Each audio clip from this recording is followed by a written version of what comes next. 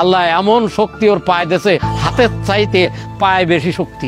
জন্ম থেকে দুটি হাত না থাকার কারণে বিয়েতে বসা হয়নি তার। ছোটবেলায় মা হারিয়েছেন, তারপর থেকেই ছোট ছোট দুটি ভাই বোনদেরকে মানুষ করেছেন তিনি। সৃষ্টিকর্তার উপর খুশি হয়ে প্রতিদিন এভাবে পুকুরে অজু করে বসে যান প্রার্থনায়। আল্লাহু আকবার, আল্লাহু আকবার। সংসারের কাজ এমন ভাবে করে রীতিমতো আপনিও অবাক হয়ে যাবেন। ভাই বোনদের বিয়ে হয়ে গেলে তিনি হয়ে যান একা। একাকী জীবনে নাই কোনো আফসোস। আর আমাদের জীবনে সবকিছু থাকার পরও আমরা আফসোস করি, কিন্তু এই মানুষটার লাইফস্টাইল দেখলে আমাদের জীবনে আর কোনো আফসোসই থাকবে না।